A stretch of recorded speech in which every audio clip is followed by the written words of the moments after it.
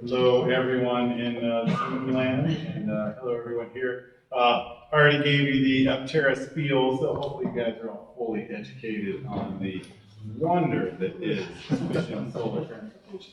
But a little bit about EVs in general. I mean, we're all here to support electric vehicles and growth and adoption.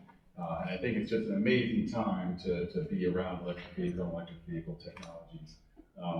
Crazy that 3 years ago you could have asked anybody on Wall Street, the most die-hard EV coverage guys, what's going to be the best-selling vehicle in 2023, and no one would have said even 3 years ago that the Tesla Model Y would be the best-selling vehicle in the world. An EV is now the best-selling vehicle in the world. Woo! Yeah.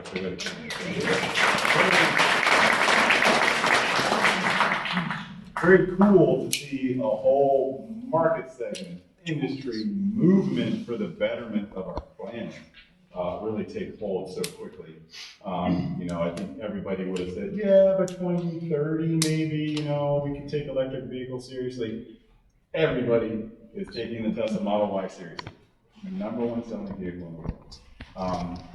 I have another company down the street here called Flux Power, lithium supplier to the logistics world.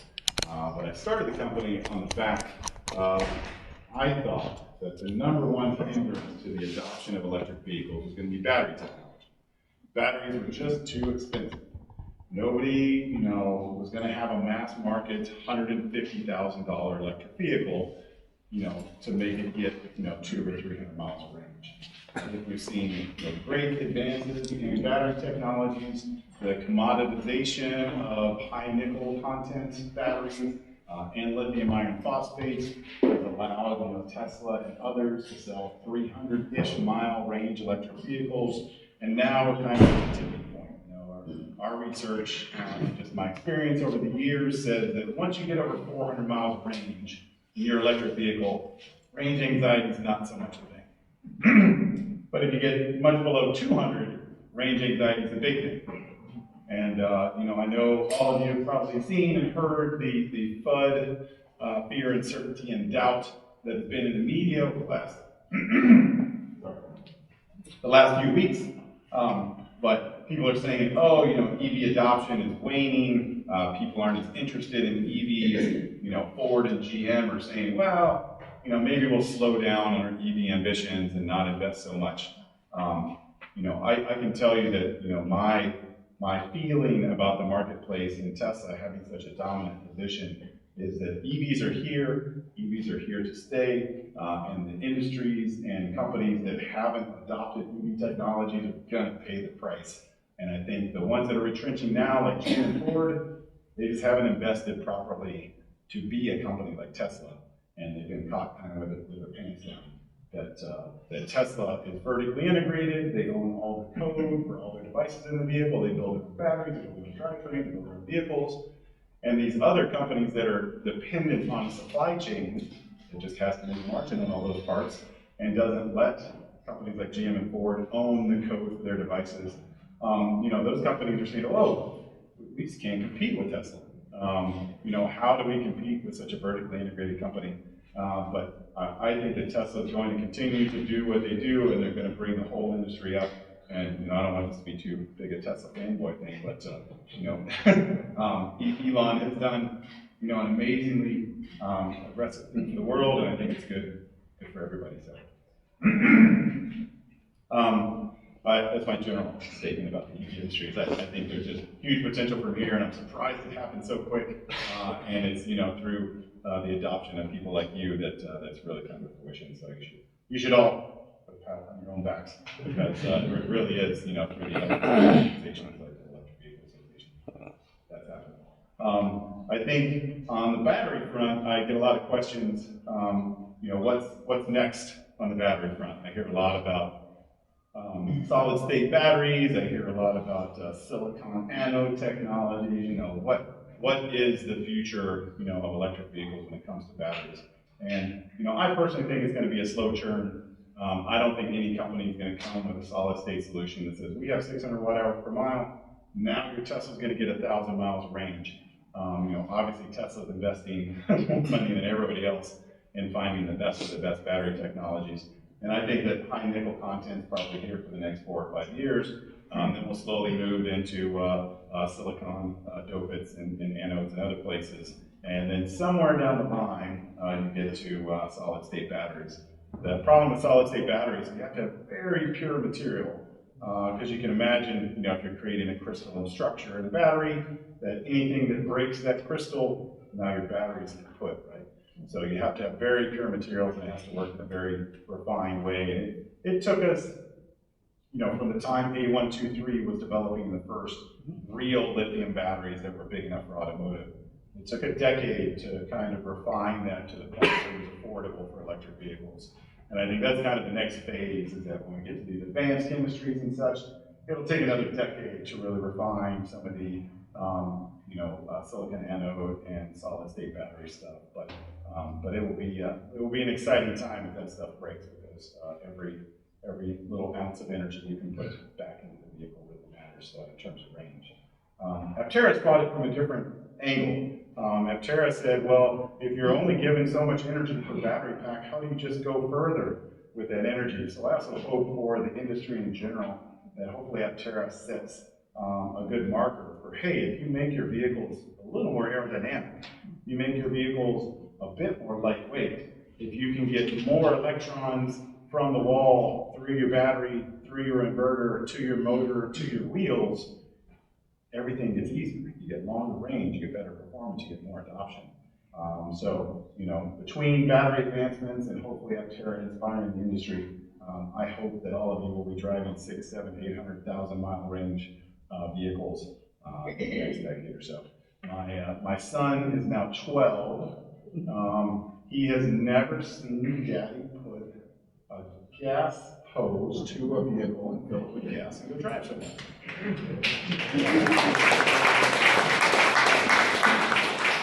Very cool to think that a lot of people are in that same situation, that we're bringing up a whole generation of people that they'll never know what it's like to sit at a gas station and wait for gas.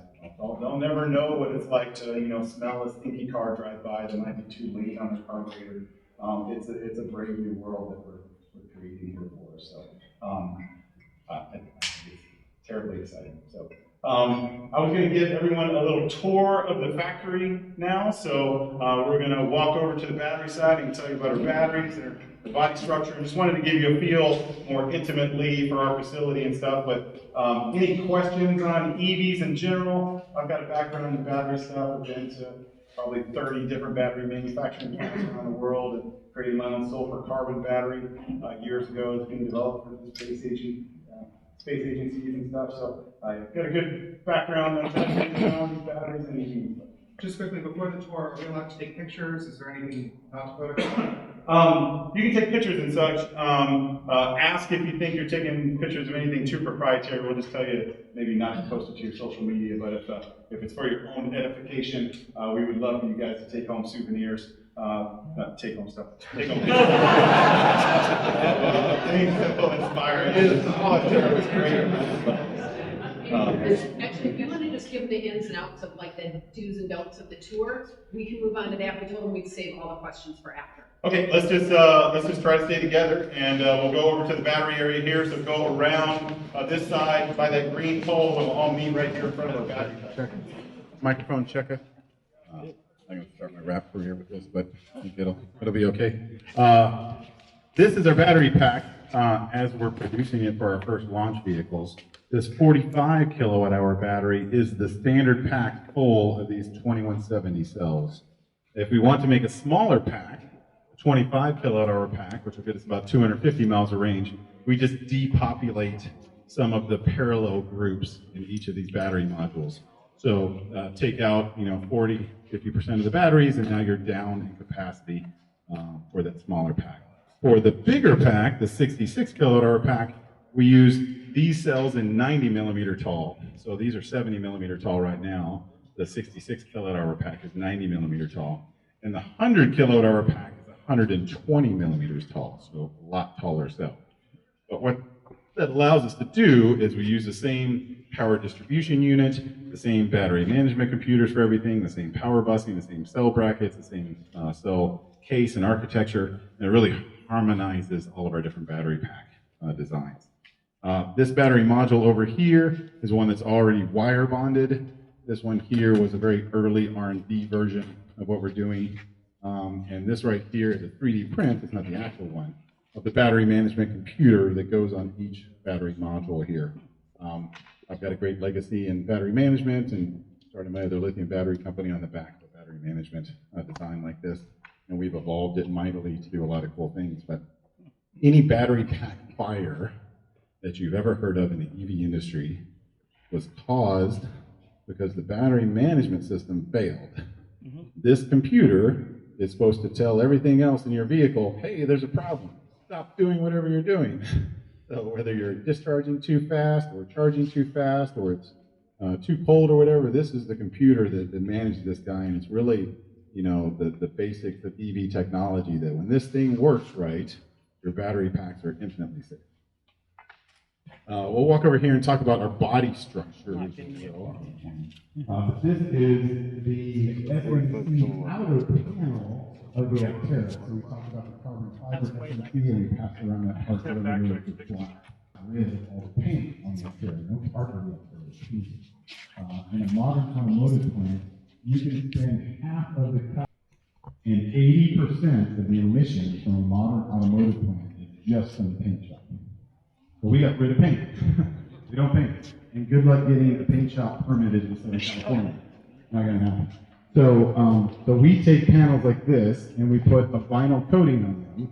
It's a wrap like you've seen Tesla does it from the factory for the Model S and X and now the Cybertruck. There are a couple other automobile manufacturers that ship from the factory with the wrap. But you'll see a lot of supercars come out and then they have fancy wraps like the Gucci Prince or Pink, or what was the Nancat one with Dead Now? Yeah. So when you get your Aptera, you can wrap it whatever color you want, and we'll send you the cut pattern so you can take your Aptera to a local cut shop, and they'll cut the vinyl for you, and hopefully for just a couple $100, they'll basically be able to put that vinyl sticker on your Aptera, and you can have it be whatever you want, Barbie pink, all the way to a death metal gray. I was going to maybe show you these solar cells down here next, and then talk about how they actually fit together with their solar panels. So these are solar cells. These solar cells are provided to us from a company called Maxion in the Philippines. You can see these solar cells are very flexible. It's cool that they're very flexible because it is actually a monocrystal on the top of the solar cell. 50 micron monocrystal of solar, but it's still pretty flexible. Another cool thing about it is it's an IBC cell, so there's a copper matrix on the back of the cell. I'm going to do a live demo here. So the cool thing about having the copper matrix on the back is one, it helps hold it together to be a little more flexible. Two, because of the copper matrix, we can not only flex it in one angle, we can flex it in two. So a lot of things like to be flexible in one plane. If you try to flex it in two planes at once, no bueno. But because of this copper matrix, we can actually flex it about 1.5 millimeters on each corner, which is great for us. And if you break one of these solar cells, there's your light. You actually still have the cell held together in the back by the copper matrix. So if you have a crazy hailstorm or some baseball incident or something that cracks one of your solar cells on the Aptera, the old style solar cells, as soon as you crack the monocrystal, your cell was dead. It turned into a resistor, it killed your whole panel. But these guys, this actually produces a significant amount of power, maybe 90% of the power it originally did, even though it's broken. So very fault tolerant kind of cell technology. We have some equipment at the end of the line down here, that big white box down there. We actually bought from SunPower, which used to build with Maxion solar cells, huge supplier of residential solar cells. We bought that machine to actually string together our solar cells here, but it electrically strings together these cells, and then we have a white robot down there, it's maybe hard to see, that little white robot there, it actually picks up these strings and then puts them into an assembly like this. And then that yellow robot actually picks up this whole assembly and then puts it into a form, which is the bottom side's glass, and there's different polymer separators, and the cells go in between it. And then it goes into that white and green machine that's behind this rack of things that Chris will run over to. But that white and green machine with the green racing stripes, there you go, that's actually what forms a big panel like this. So it's through heat and pressure and vacuum, vacuums it all together, and then you end up with a big panel. And a lot like a laminated windshield in traditional automotive, once it's laminated together, it's good for life. So this is actually a production intense version of our hood, and you can see how flexible and lightweight it is. It's really amazing what they've been able to do with glass these days. You'll notice on your cell phones really scratch resistant these days. We're using the same kind of technology here to make sure that Aptera's panels are lightweight and super scratch resistant. So we'll go over and look at this simulation right here on these screens, and then that will pretty much be the end of the talk.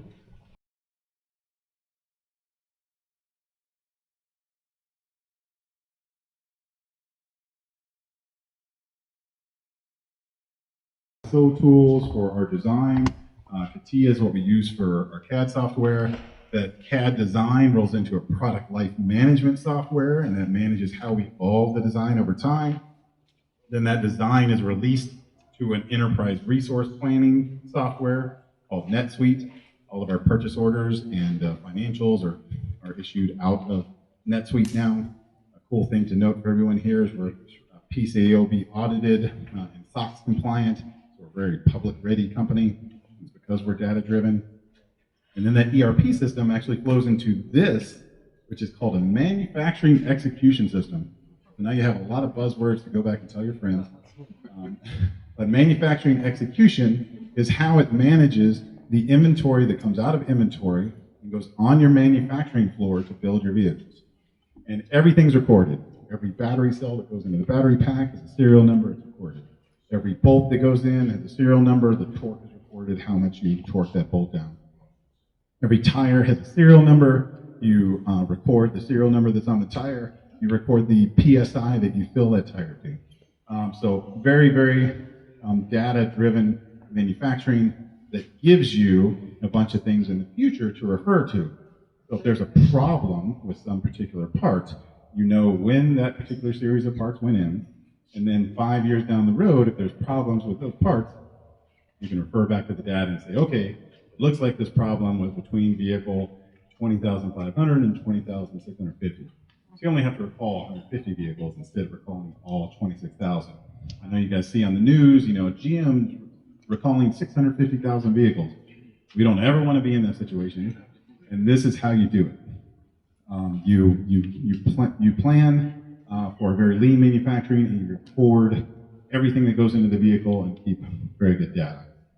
From there, Monroe and Associates helped us take this assembly ideology and put it into this visualization of how our plant will work. So this is the plant that you're setting in now. Those are the inventory shelves that are in the very back corner. This is the vehicle assembly line, the blue line that's kind of gone around and you've seen. And then in the middle, we have our battery line, which is right here, and then our solar line, which is on this side. So in this facility, we're able to do batteries, solar panel, and vehicle assembly for about 40 vehicles per shift, which is about 10,000 vehicles a year. Or with 2 shifts, we can do 80 vehicles a day, which is about 20,000 vehicles a year out of this facility. You might ask, well, why don't you run 3 shifts? Well, there's a little logistics problem. You can only get stuff in and out of this building so quick. If we were in a better building somewhere else that had more land and more ability for trucks to drive in and out, maybe we could do 26 or 30,000 vehicles a year out of a facility like this. But we hope to make this the model, and then we hope to have plants in San Francisco, and Texas, and Virginia, and the Netherlands, and Australia, and Germany.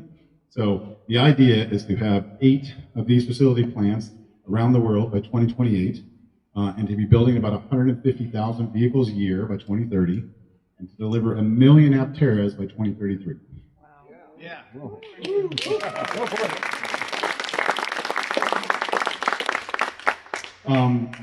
Chris, you think we should show anything else?